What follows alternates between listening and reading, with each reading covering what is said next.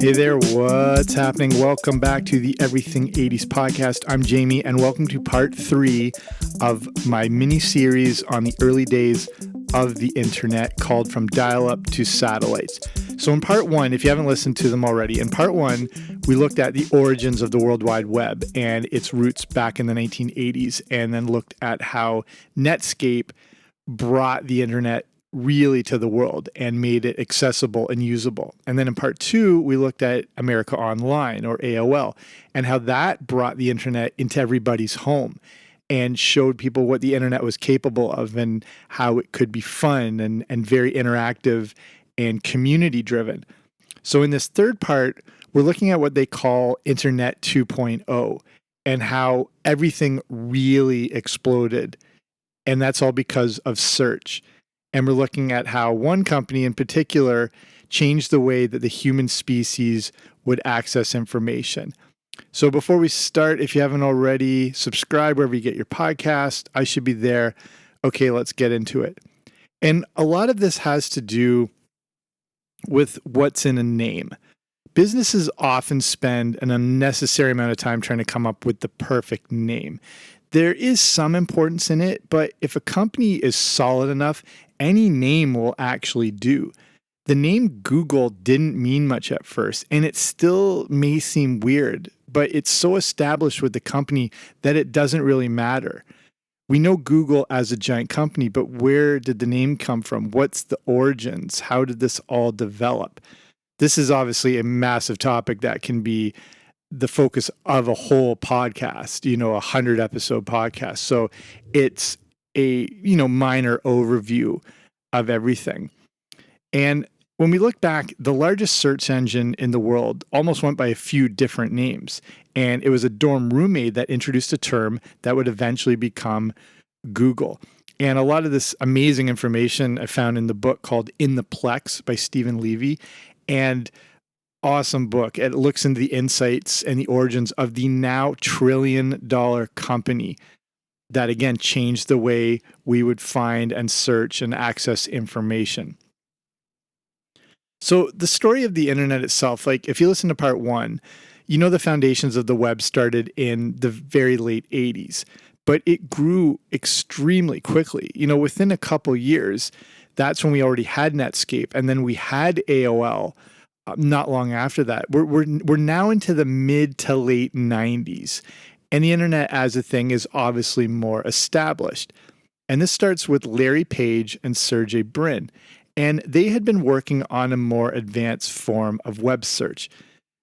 As the internet was coming into its own, people needed a better way to search it and find relevant results. In those first few years, there was only, I don't want to say a handful, but there wasn't that many websites. So finding things were relatively easy. It was more about just knowing the website you wanted to go to as opposed to searching 100,000 different options. But then as each year went by, the exponential growth of websites and the web in general was through the roof. Now there's too much to search through. So how do you narrow it all down? And now search engines are starting to come up. And, looking into the early days of Yahoo and a ton of other search engines that just came and went so fast because no one could perfect the model of it. So Page and Brin were two Stanford students, and they wanted to create something better than the very clunky, very unuser-friendly alternatives. So the first thing they came up with was actually called Backrub, and it was searching the web to find the user helpful results, which is the whole point of search. If you want to find the most relevant information, you want, current, updated, cited depending on how deep the information you need is. You want the things to be the most relevant. You don't always want necessarily what's the most popular, because that might not be what you're looking for specifically. Back in those days, search was a disaster. Anything, even specific keywords, wouldn't find exactly what you were looking for. And there was just the idea that search itself was never going to be finished. It wasn't, they would never sort of find this scientific, perfect approach that would make search relevant and, again, very user-friendly. So everyone had kind of given up on web search, let alone that there was going to be any promise of money to this thing. One of the other early search engines was Excite, if you remember that one. And the thing with Excite is they wanted to keep people on Excite. If the search instantly gave people the information they wanted, they would leave the search engine and head over to the other site. And you probably remember that with the early days of Yahoo. Everything was on that one homepage, like sports, results, weather, news, updates, stock market, horoscope, all that stuff. They wanted, you could still search, but they wanted to keep you on yahoo.com because that's where the advertising was and banner ads and stuff like that. So that's another big reason that the main internet companies weren't that crazy about search. Why would you want to send somebody to another site? Why would you want them to leave yours? They called this stickiness. That was the idea of keeping someone specifically on your web page. So again, this is a terrible business idea, and especially when there's advertising involved, because you're physically pushing these people away from what you want them to see. You want them there as long as possible. So the problem is this is great for the early web companies who, were making hundreds of millions of dollars instantly because of all these advertising rates and because there was no real competition. There was nowhere else to go. So how do you build a better mousetrap, or in this case, search engine? Page and Brin weren't sure how to monetize this early search engine that they called Backrub, but they were providing their users with a much better and more relevant experience. These two college students were actually kind of outdoing these giant web companies with their more algorithmic approach and very scientific aspect to everything they were doing. There was just, to them, there was no problem that couldn't be solved, and that's their approach with web search. Page and Brin were about to cash in on Backrub as Excite was looking to buy it. This deal would be sunk when Excite realized Backrub was a superior search. This all went down in a head-to-head, what they call bake-off. And that's when the two companies are going up against each other. It was Excite versus Backrub, and Backrub came out on top with quicker and much more relevant results. So they, when I talk about this bake-off, they get together in the same room, they set up laptops, they keep everything, same internet connection, the whole deal. And then they run the two search engines through different search results. And they're conducting the same search, and Backrub's coming out not only quicker, but way more relevant. Because Backrub was too good, Excite didn't want to buy a product that took people too quickly away from the search engine. Isn't that incredible?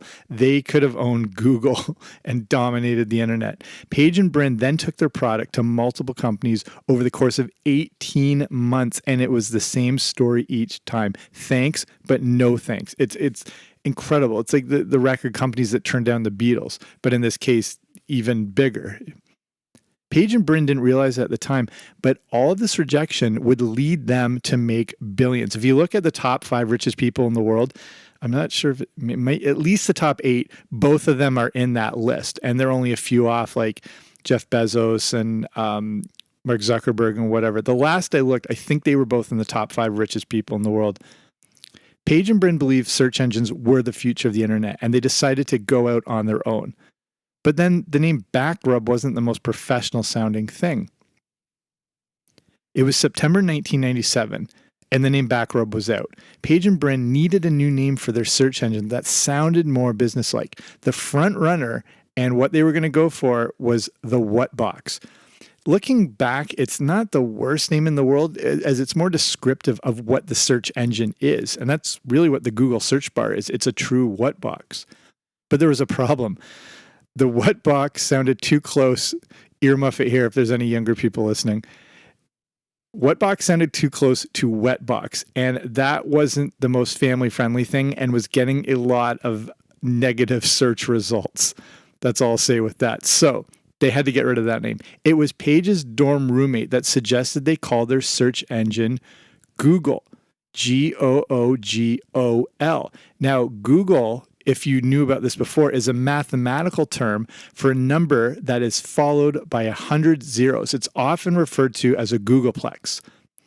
It's basically a word to describe an incredibly large number. This was perfect, as an incredibly large number was the very essence of their search engine. The web, like I mentioned, has now exploded, and there were now millions of websites and billions of pages that could be searched. When you include all the images, documents, page combinations, you're dealing with an incredibly large number, like a Google. And that's just the accessible web. Think about most of the stuff you do when you go online. That's not accessible to everyone, whether it's your own email account or your banking or whatever. Like, that's not available. The part of the web that you see is actually very small, that like the general public can see. It's quite tiny compared to the overall web, and it's still billions of pages. So they're set on the name Google, but when Paige went to register it as their domain, he misspelled the word to Google. This worked out for the best, though, because it turns out that Google, as the number Googol, wasn't available for an internet address. Google was, however, with the LE. And it was a word that didn't exist, so it was perfect. The name Google, Google, that's what I'm referring to now when I say it, it also looked better. It was easier to type, and it was still memorable. There was one last piece of the puzzle, and then that was making Google into a logo. Bryn was designing the homepage and spelled out the new name with different colors. The idea was that the logo would look like they made it out of children's blocks.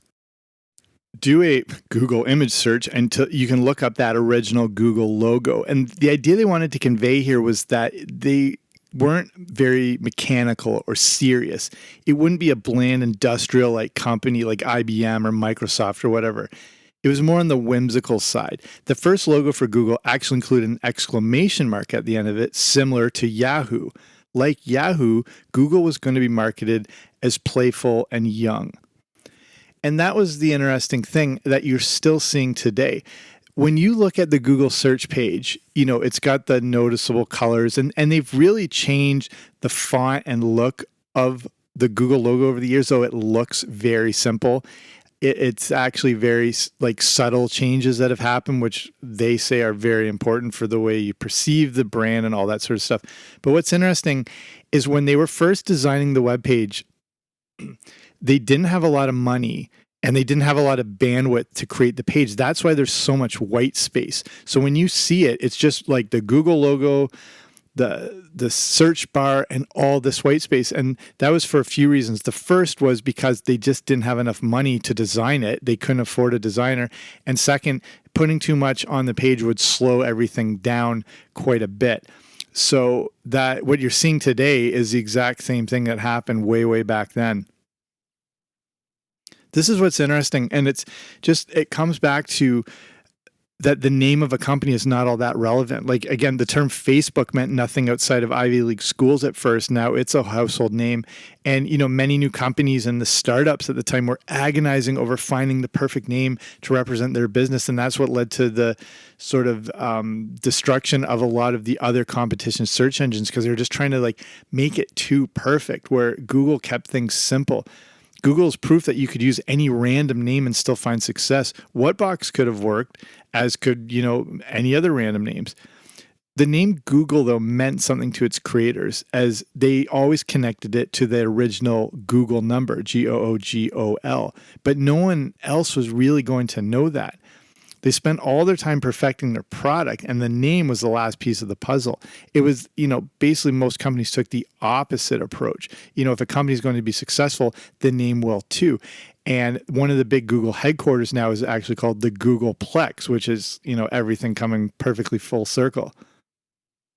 So we obviously don't have to get into too much about how successful this company is, because we all know it. There's no spoiler alert here. But when we're looking at the revenue, what you're seeing with Google is one of the most perfect sort of trajections of consistent growth and income over the years in the history of any company in the human civilization. It is this perfect sort of like when they talk about like graphs and like growth, and they always talk like a hockey stick curve is ideal, where it's, the blade of the stick starting and then it goes straight up. With Google, it was even better because it was this like perfect curving wave. And it took a little while for this to catch on because, as people were still not all in on search.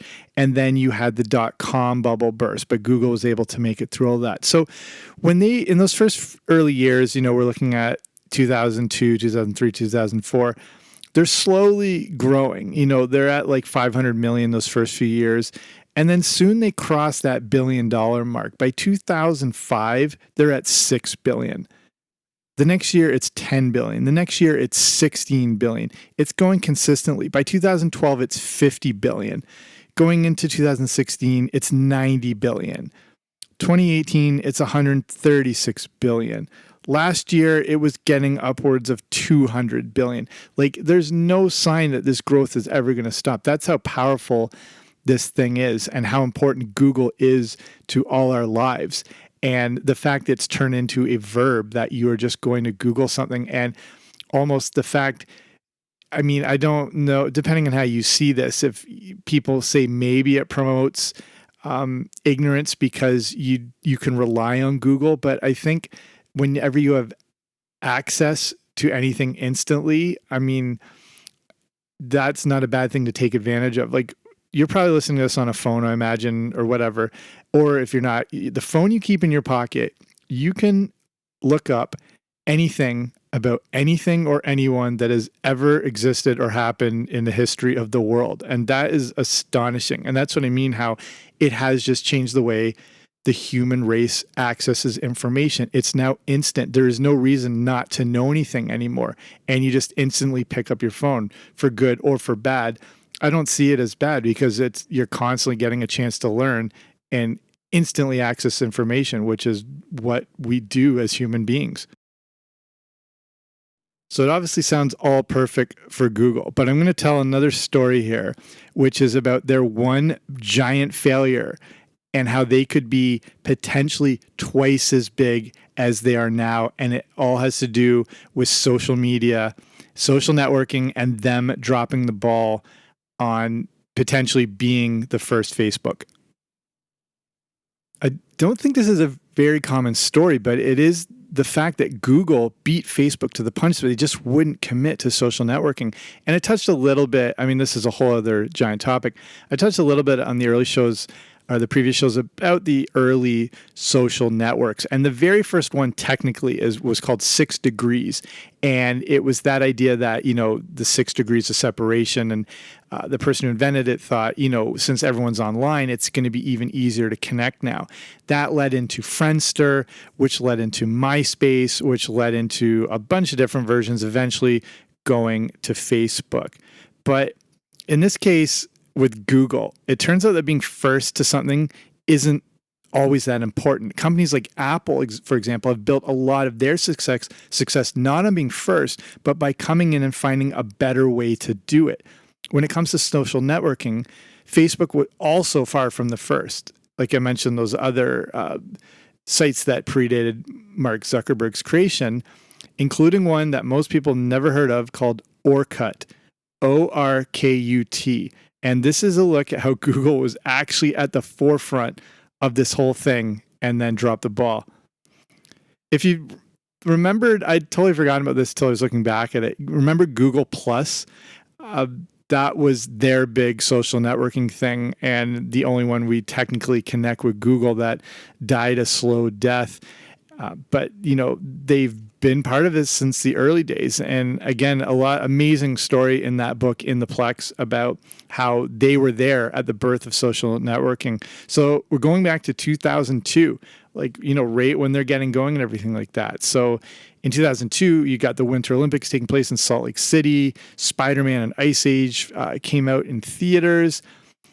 And this is also a very interesting year when it came to the internet, and one of the most pivotal years. So the dot-com bubble had reached the inevitable bottom as the Dow had sunk below 7,200 points, but the internet companies were still trying to push forward, and the few of them would make it out. So there was a young Google engineer named Orkut. I'm butchering the last name. I don't even know if I want to try and say it. His first name's Orkut. We'll go with that. He saw what was possible with the internet. He believed that all internet users could be connected so they could share ideas and build strong connections with one another. Orkut had come to the US from Turkey. He attended Stanford before joining Google. And again, this is right when Google's, getting going and growing rapidly. The thing that's interesting at Google is the staff was all allowed to spend 20% of their time on any creative projects. And you've probably heard of this with Pixar, where the employees are allowed to just mess around with ideas and whatever, because it could potentially lead to something. Apparently that's what led to the WALL-E movie, just someone fooling around with this idea and turned into a whole major project. So the project Orkut was working on was called a cyberspace preserve, where people could connect and intermingle in peace. It was based on the popular site Friendster. Users would build a profile and then be able to connect with others when approved. The idea was to create an online utopia where users could share peace and build meaningful connections. He took it to some higher ups at Google who loved the idea of Google having their own social network. So now it becomes Orkut.com. To reflect the peaceful intentions of his network, Orkut wanted to call the site Eden, but Eden.com was already taken. Google thought that it should be named after him, and Orkut.com was born. You may wonder why the name had no mention of Google at all in it, when you think of all the other Google products like Google Docs, Google Sheets, all that sort of thing. The company wanted to see if the social network could stand on its own 2 feet. So Orkut.com came out of the gates pretty hot. You may or may not remember this, but it did have a rapid sort of succession when it started. To use it, you had to be invited, and this made it feel more exclusive. Remember, like the early, again, I don't know how old you are, but if you remember the early days of Facebook, you had to be invited, or just like a Gmail account. I don't know if you remember the first time you went on Facebook. It's one of those sort of pivotal moments people remember specifically. And I remember hearing about it in 2006 from a friend from England who was, this is when Facebook wasn't open up outside of universities. Like that was the only way you could get on at first. And he was telling me about this site. And then later in 2006, they started opening it up to basically high schools and then everyone, and then getting on it that way. And that was the thing with Orkut.com is you had, again, this is years before Facebook too, it felt more exclusive because you had to be invited. The main users at first were the thousands of employees at Google who all invited their friends and family to join the social network. So that's why it exploded at first. In the first month, hundreds of thousands of people would join. There were so many users that Google made the engineers check the stats to make sure it wasn't an error. Orkut was so big that Google had to take it down for a couple of days because their system couldn't handle it. And this is Google, the biggest, it's at the time already the biggest search engine there is. So you can imagine the amount of traffic they're getting, and they still couldn't handle Orkut.com. That's how big it was. The first main users were, of course, in the US, but then the next biggest country of users was Japan with 8%. Google didn't want to tinker too much with the site and decided just to sit back and observe, which is the complete opposite of how everything else they've ever done. They could adjust on the fly. That was the beauty of building internet web products, is you could get instant feedback and adjust things with quick updates.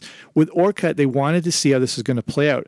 Of course, our hindsight being 2020, we know how big social networking would become. To them, there was nothing to compare it against. MySpace isn't even totally a thing, and Friendster, like there's no money to make in this thing. The idea of Facebook is years off that something like this could be $1 billion industry. So they had no reason to sort of go all in on it, but they really didn't. They sat back and let this thing do its own thing. The site is growing like wildfire, but Google is still resistant to adapt and tweak it. And this is causing issues to the whole site. This is stunning now that I've read all this history of Google and how Brin and Page operated and how hands-on they were. Very Steve Jobs-like. Steve Jobs is one of the first people they wanted to come in as their CEO because everything had to be perfected. It's just so crazy with the sort of perfectionist they were, that they didn't do it with this. But I guess, again, it was sort of a novelty thing. I mean, Facebook was still a novelty in the early days. They're sitting back, the site's getting all buggy, the system still having trouble from the overload of users is sputtering. It can't handle the traffic, and impatient users jump ship like they usually do. Google was big into quick launches, launching things as fast as possible, and then again, figuring them out as they go. And Orkut was no exception. The problem was Google had no idea what it had on its hands. Again, no one knew what a social network could really become. Google had the opportunity to dominate social networking. They just didn't realize it. Their philosophy was to let the systems prove themselves.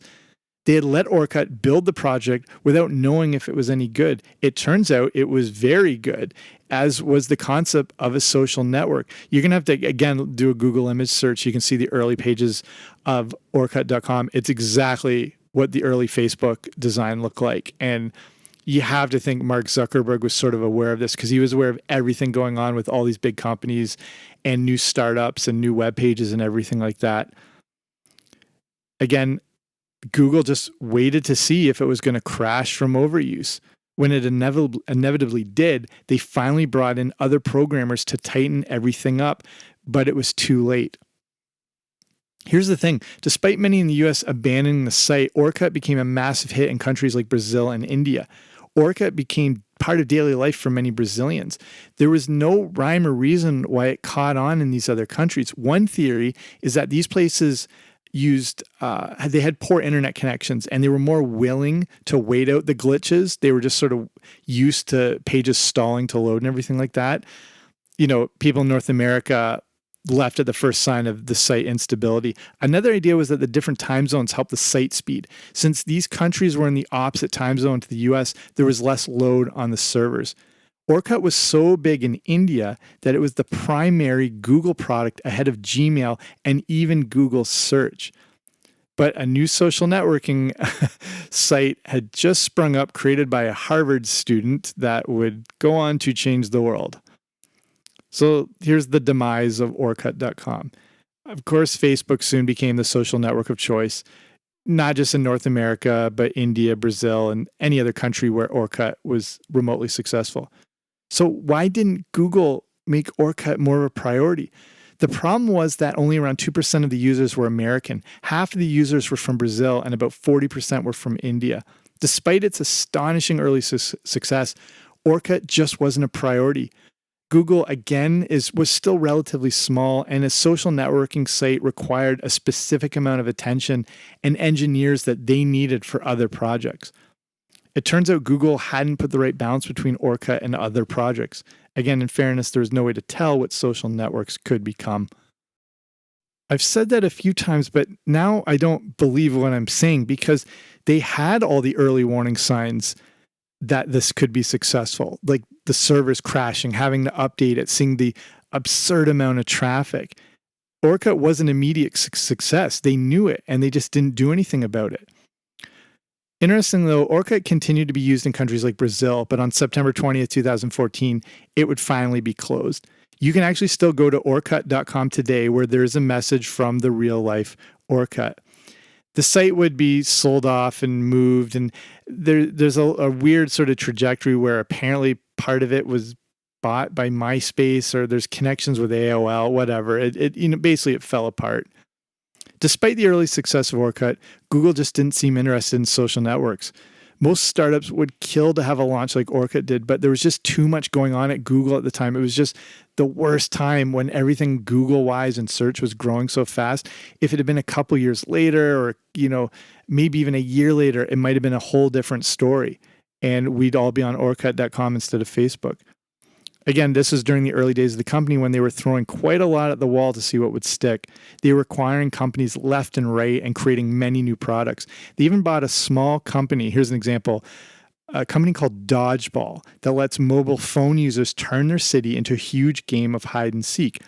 Dodgeball had an interesting feature called Shout. This allowed users to send short location-based messages to friends. But like Orkut, Google didn't pay much attention to the company and it failed to grow. The founder of Dodgeball, Dennis Crowley, was one of the first to see an early version of Twitter.